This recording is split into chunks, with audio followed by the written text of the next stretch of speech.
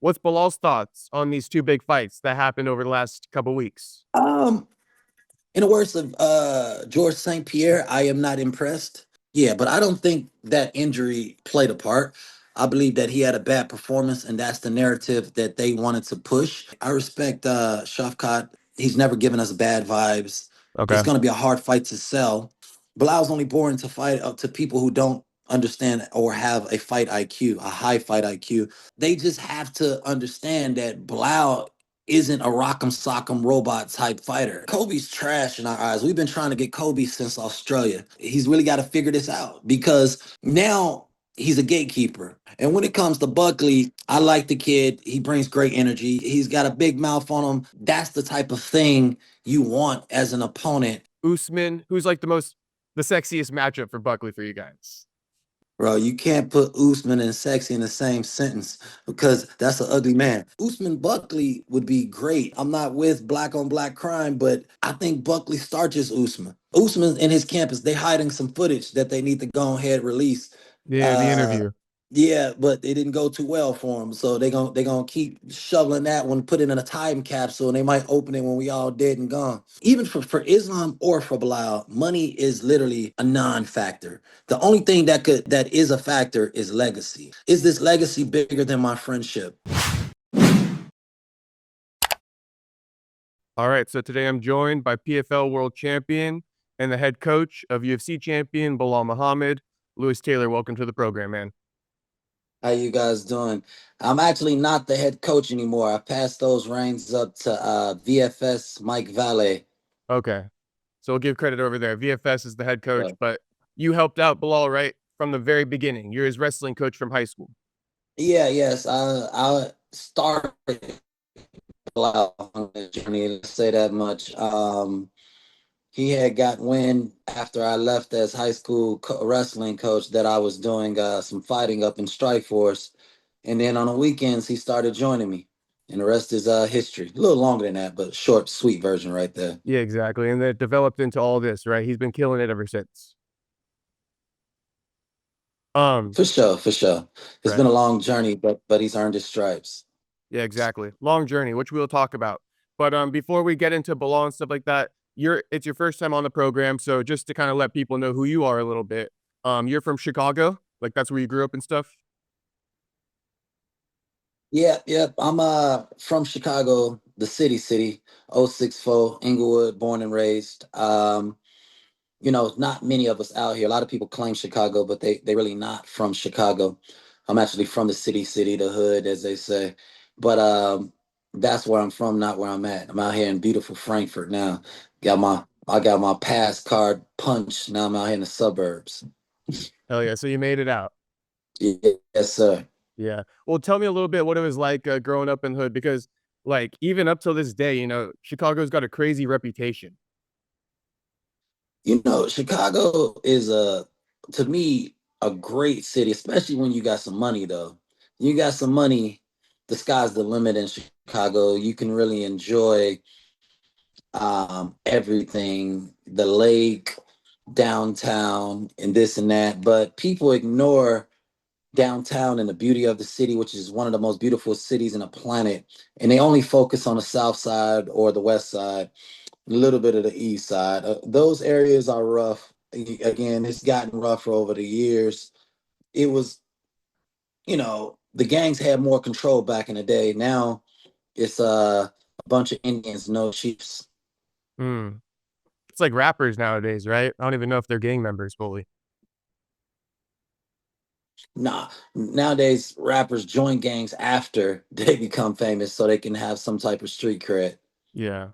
No, but you guys got like a bunch of crazy sports history. There's like the Cubs and the Bears and the Bulls too. So like you guys do have some rich history, but it seems like there's also like the other side too, where like there's a lot of crime and like stuff like that, kind of like maybe bringing you guys down a little bit. Not really. It doesn't bring people down here because it's just everyday life.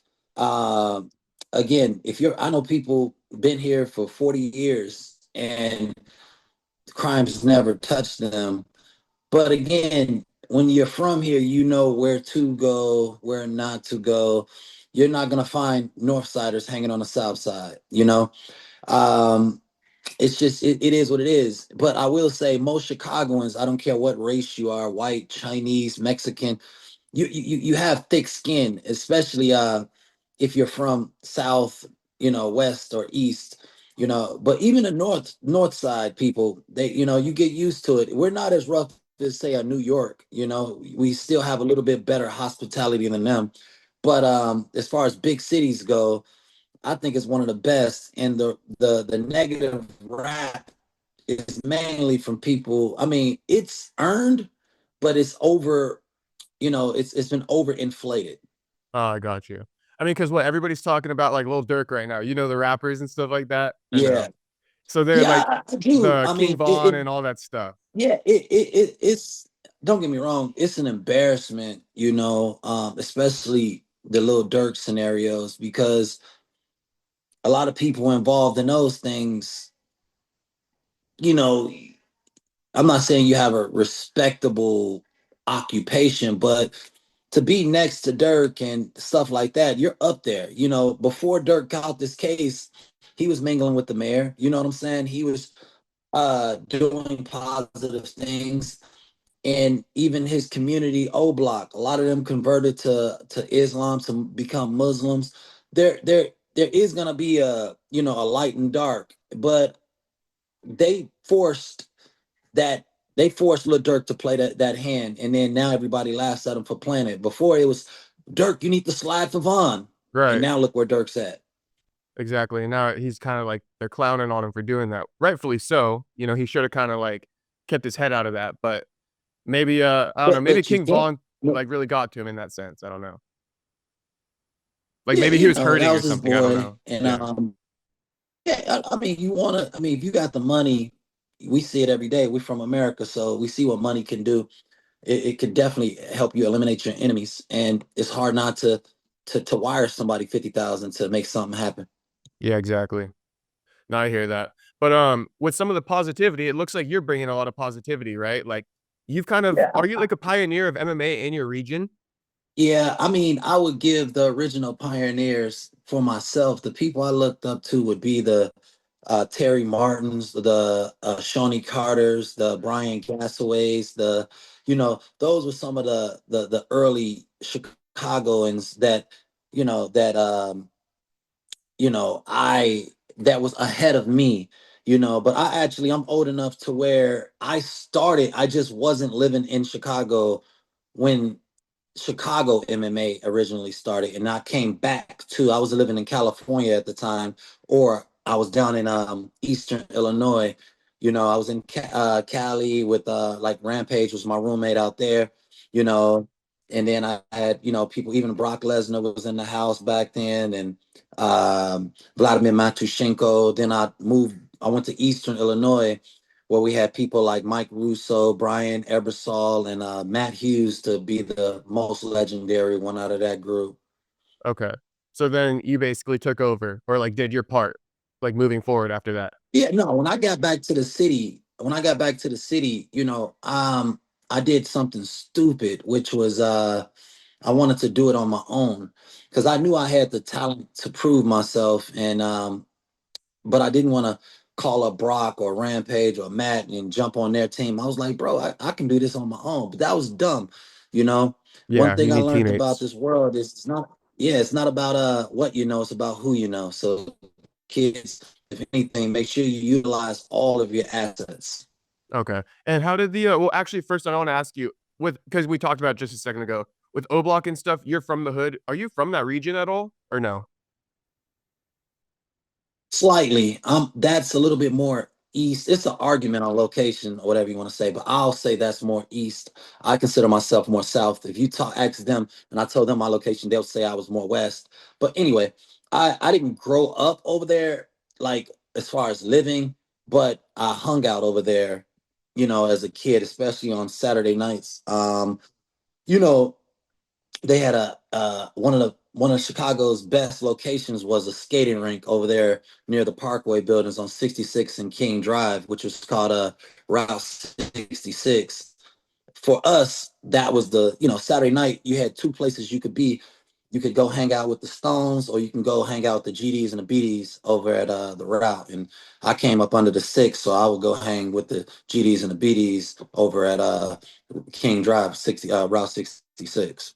Okay, that's pretty crazy. So now that like you've seen everything play out, like I don't know, maybe like 15 years later, seeing like that they kind of like Yeah, now they're connected in rap, yeah, you know? it is funny. It's always been a bad area, but to see it become like someplace tourists would go and try to visit, you know what I'm saying? Like to see it become like that. And I'm like, I got probably I've had like 3, 4 incidents in that area that nearly cost me my life. I had a friend serve like 6 years in prison over shooting over there, but for me, it was kind of like getting from that area. Whenever we did even go hang over there, making it from that area always reminded me of the movies The Warriors, how they always we were traveling big packs over there, but then we also had to make it home. So it was always like the Warriors.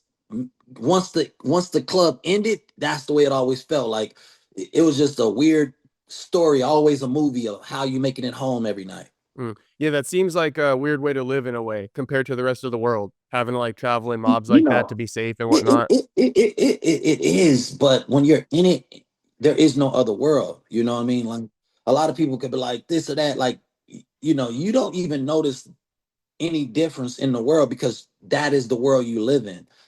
Other people, they have a different reality. Like somebody might be like, "Oh, this person shouldn't act like that." Like you don't know when that person walks outside his door, it's just a different air that they breathe. Even though in the same, you could be in the same country, you could be 2 blocks over, and it's just different. Yeah, that's a fact. I'm from California, so and you said you were in California, so like there's OC and then there's LA, and that's like decently Yeah, close, like an hour but drive. but just like it changes a lot, Changes you a lot. know. Even from California, there's like USC where it's really nice in LA, and then you got the bad parts of LA like Compton and Inglewood and all that stuff. Yeah, it Yeah. just changes quick, and then the deeper you go into those areas, the crazier it gets. The more those people's reality of what reality is, gets changed and warped. Yeah. But your fighting nickname is But Put the Guns Down, right? yeah, I used to be Lewis Handguns Taylor, Okay. but during the Sandy Hook shooting, I was fighting for Bellator at the time, and that was a real hard blow for the country. And they didn't want to say my name as Lewis Handguns Taylor, so on the fly, I was trying to tell them that I'm not advocating for guns. I'm just saying handguns, like my hands are guns. But instead, I just went with a more basic put the guns down type message just to also show the people from my neighborhood that you can put the guns down and be successful in life, because it's easy for them to see people somebody say put the guns down and they grew up in Beverly Hills, but when they know I came from the same streets that they are in, they can understand it. They might feel like it's corny, but it is what it is. Yeah. Okay, so I was wondering, and I thought it had something to do with maybe like where you're from to like put a message out there. Did you ever get anything back from people in your region, like maybe supporting it or like even like shouting that phrase at you or something like that? No, they never liked it. They I mean, eh, you know, they respect me, um, but that's not something they ever really gravitated towards. For them, just like a Southern white American, though that's blasphemy. If you told one of those farm boys to say put the guns down, they'll look at you like you crazy. If you tell somebody in the hood to put the guns down, they gonna look at you like you crazy. It's like their way of life, right? I can understand it. It's just two different perspectives, but both of them see guns as a way of life just the same. Right. Yeah, they are two different perspectives, but like you just said. Okay. So I wanted to ask you real quick and then we'll get into like Bilal and all the juicy stuff. But PFL, you became the world champion at middleweight. You defeated Abu Magomedov. Did you happen to be like one of the first or if not the first champions over there? I was the Okay, so first. you're like the inaugural middleweight Yeah, champion over there. Yeah, yeah, no, and the one and only, because they took away the weight class and added That's right. women's Kayla Harrison right the year afterwards. But I was the first PFL champion period because I fought first. And I also have the fastest knockout time in that championship tournament as well. It's 33 seconds. Yeah, and looking And at I'm that, and I'm the oldest and I'm their oldest champion in history too. So that was like a Cinderella story. Like, how did that all play out? Like, looking back on that, was that like a perfect circumstances moment where everything kind of like worked in your favor throughout that season? nah, it was a nightmare. You Okay. know, Yeah. it was a nightmare season. It was 5 fights in 5 months. I fractured both of my hands throughout the tournament.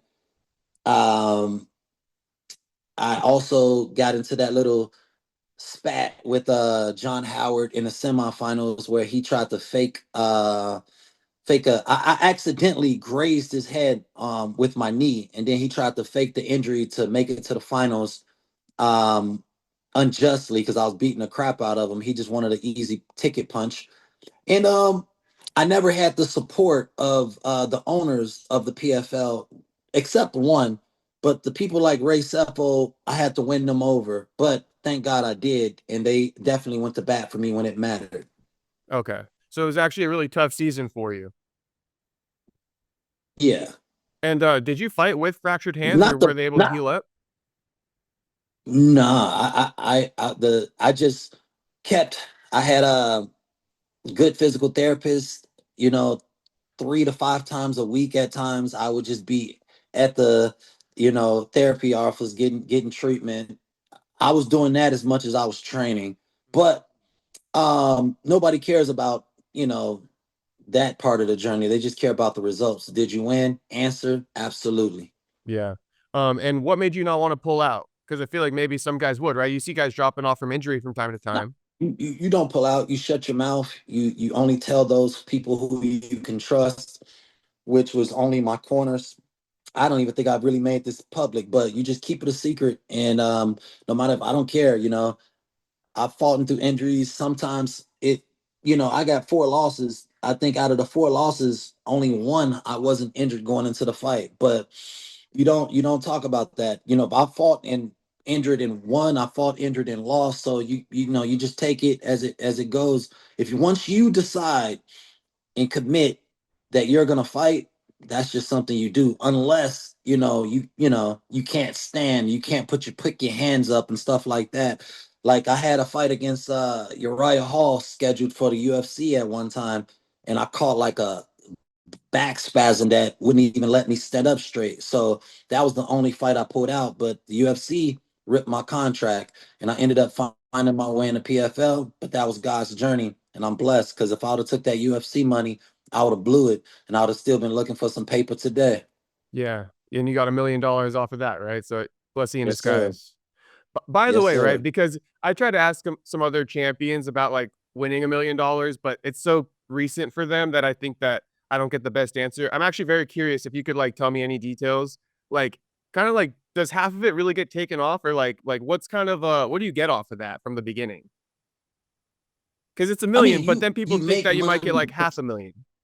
No, you got to pay your taxes. But however you finesse or pay Uncle Sam, that's your business. Um, if I made that same million today, I would be smarter than I was 4 or 5 years ago. Again, because a lot of people, you dream about $1 million, you dream about making money, but you don't prepare yourself mentally and financially to handle the money and to know how to, you know, uh, to actually know what to do with the money.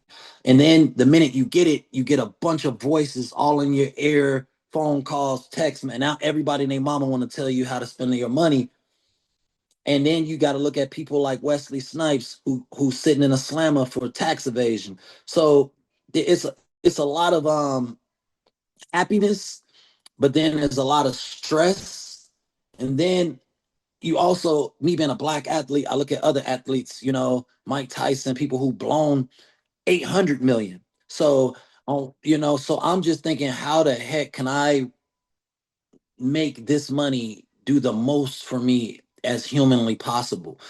And beyond paying taxes and buying a house, I didn't even touch my money probably for I don't even know if I have yet, honestly. But, not for a while. Okay. So you haven't really invested it other than buying a car and a house? No, I didn't even buy cars. Oh, I what'd didn't you say? buy You bought a cars. house I and started in taxes. oh, taxes. Right, right. Paid my taxes, paid my manager, started a company out of Turkey.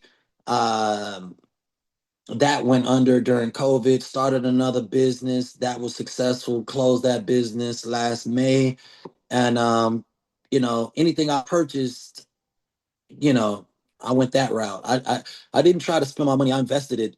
And I'll touch that money when I'm 65 or whatever the retirement age is. Gotcha. So yeah, definitely investing is a smart choice, right? Because even if it just sits in the bank, I hear that like with inflation and stuff like that, you're kind of losing No, money. yeah, I mean, again, you can, you know, I even wish I wouldn't have paid off my house. When I look at the current interest marks, and I got a new home, but now I have multiple properties under my belt as well. But if I could do it all over again, I wouldn't even pay it off, because you got to think, back then the interest rate was 3%. Now the interest rate 7%.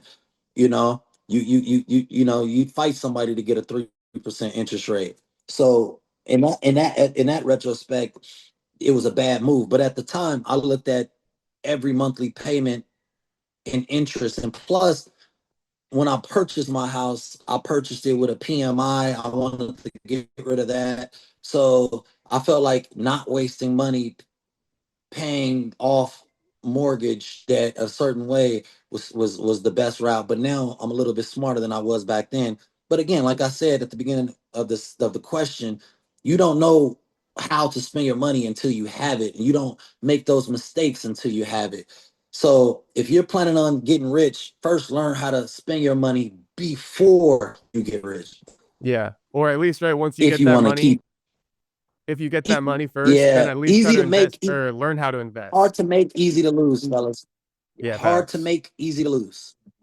That's the craziest part, right? But we'll talk about that more another time. We got 15 minutes left, so let's get into like Bilal and stuff like that. I guess the first thing on the top of my head is what's Bilal's thoughts on these two big fights that happened over the last couple weeks? Um, in the words of George St. Pierre, I am not impressed. Can you Okay, still see me? I can see you. All right.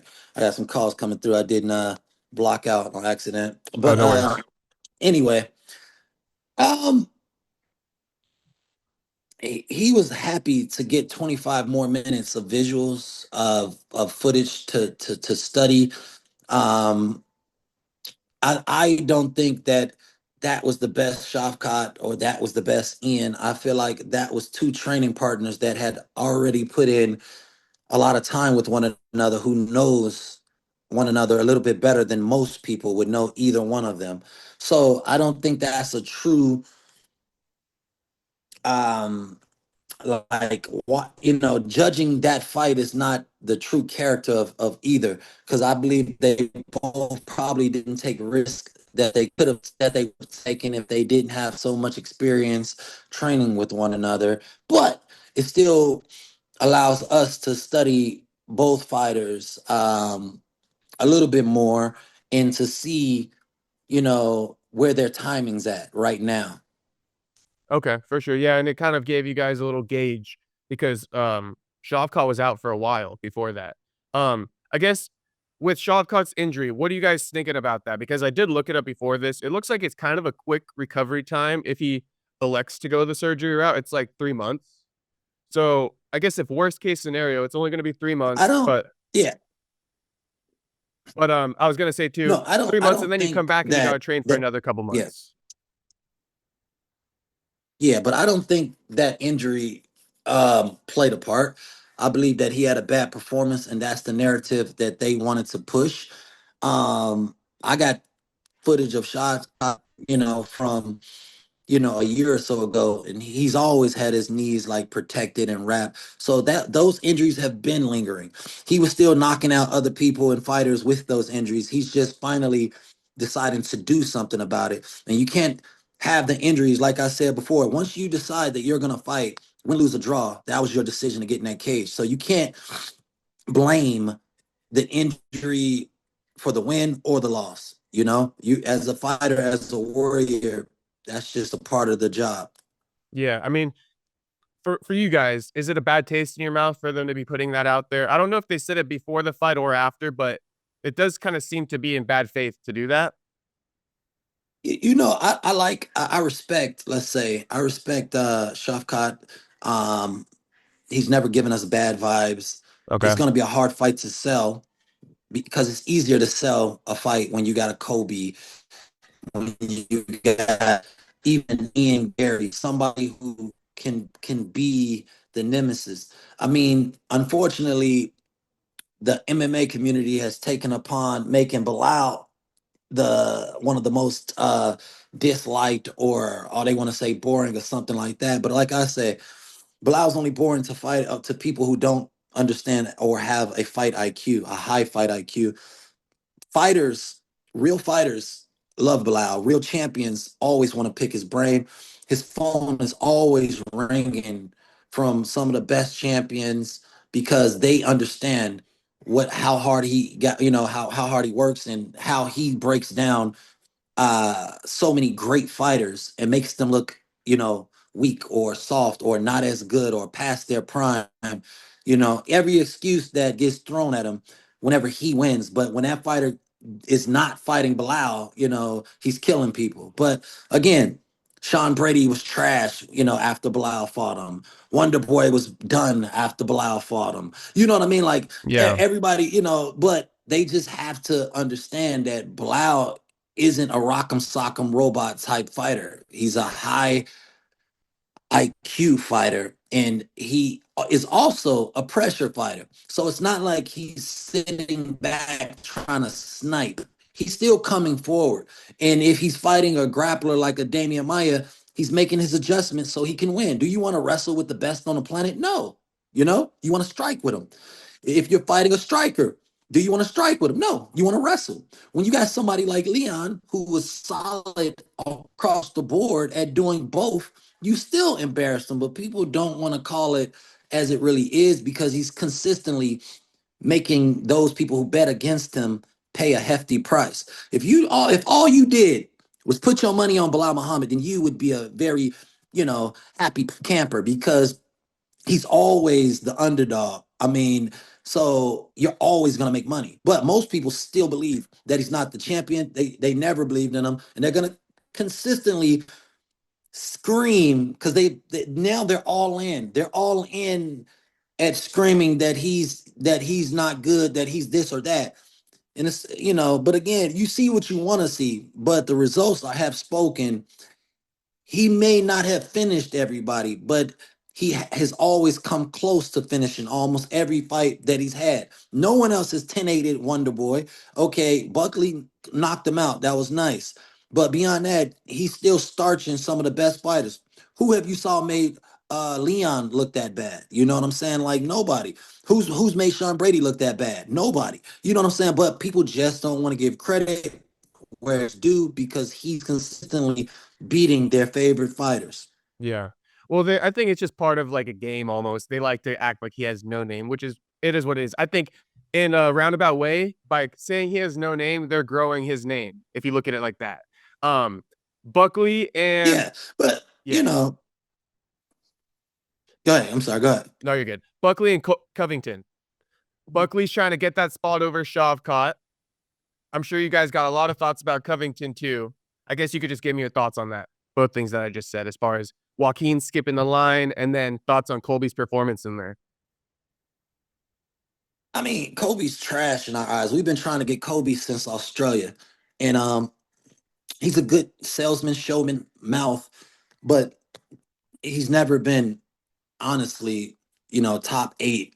But he's staying sitting at number 2 because the UFC loves him, and he finds a way to finesse, those positions. But now he's really got to look in the mirror and he's really got to find out, like, he's really got to figure this out because now he's a gatekeeper. He just let Joaquin slide right past him, and he could say what he want to say. Oh, if I had another 2 rounds, you showed the world nothing. You showed nothing in the 3 rounds that you had. So just shut up, say it wasn't your night, get back in the kitchen, and find out how you're gonna eat. And when it comes to Buckley, you know, I like the kid. He brings great energy. He's got a big mouth on him that that's the type of thing you want as an opponent. You want someone who's gonna help you sell the fight, someone who's gonna build it with you. So when you balance out a fighter like a respect, a Shavkat type fighter, Shavkat's not gonna talk it that talk because he doesn't speak English like that, and he doesn't have that type of bravado. And so Bilal Bilal's gonna talk that smack. He's gonna get on Twitter. He's gonna, you know, do whatever he can to promote himself, the fight. And so you do want people that will help you sell the fight. But I feel like once we get past Shavkat, you know, it's gonna be on and cracking then. Yeah. I guess with that said though, Shavkat's a little bit more, I guess you could say simply put, Shavkat's less money. Buckley's bigger money. So is there Yeah, but anything in Belal or your guys' camp that makes you think like maybe let's get that big money? no, because Buckley's might be big money, but it's not that. It's not enough money. It's not anything. It's not the juice is not worth the squeeze. Taking Shavkat's Bilal wants to prove to the world that he's one of the greatest, if not the greatest welterweight of all time. That is his new goal. His first goal is to be the UFC welterweight champion. Checkmate, done.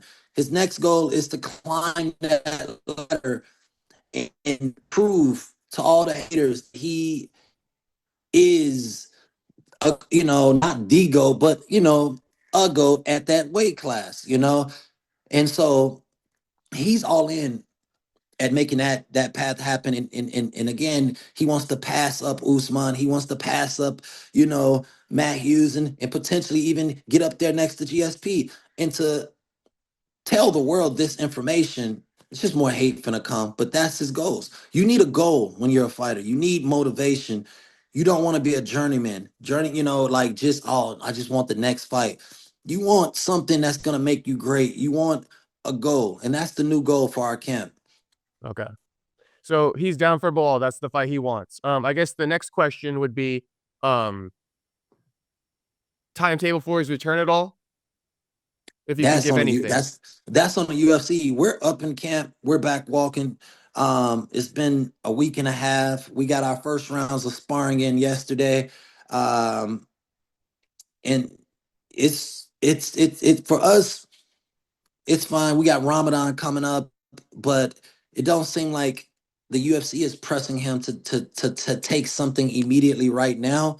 So we're just gonna heal. We're just gonna train. We're just gonna study footage. We're just gonna help out the guys in the gym, and we're gonna be ready whenever they say that fight's on.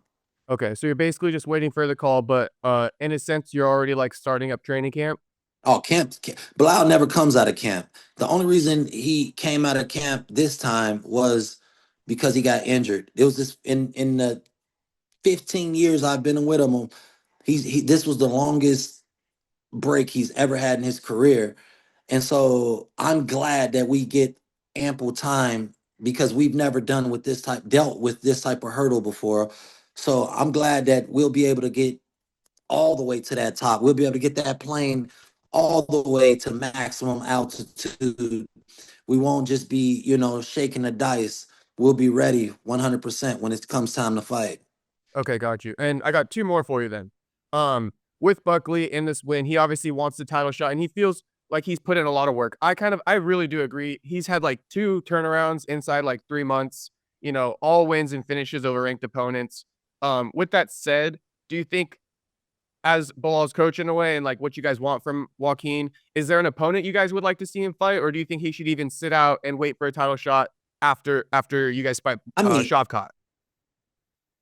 I, I got to play devil's advocate on Bilal's favor. I mean, look what we had to go through to get this title shot. 10 fights, all this. So to say Buckley is deserving for what we got, 4 in a row, 6 in a row, Six in a row. I think that's three not wins over fair. ranked. You know what I mean? Okay. We Yeah, we got, but Bilal's had like five. You know what I'm saying? And we Yeah. still barely could get a title shot. And so we're not ducking no smoke. We want that fight, but to put that fight over Shavkat minus an injury wouldn't be fair to Shavkat.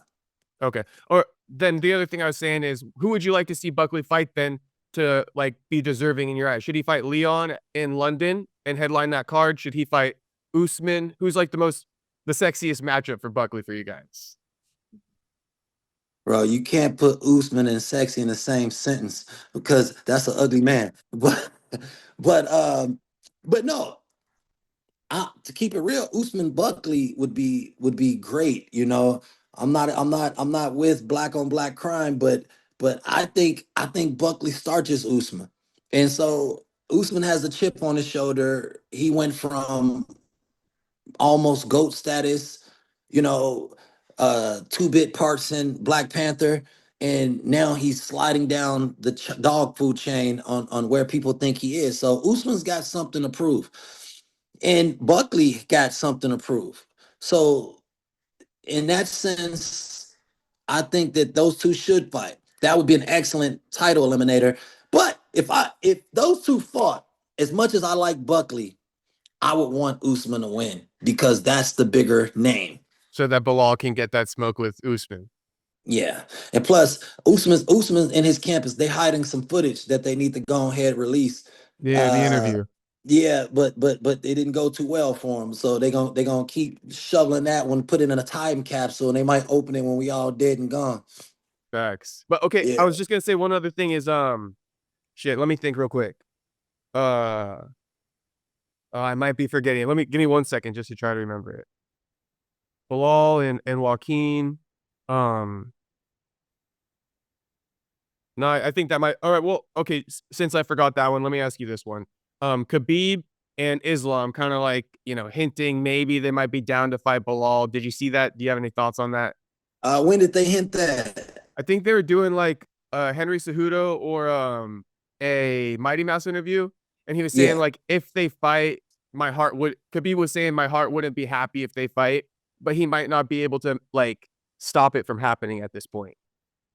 You know, um, those are like our brothers. You don't want to see two brothers fight, but in Islam's perspective, he only wants to fight a few more times, a few more years, and 170 is looking like a snack to him up there.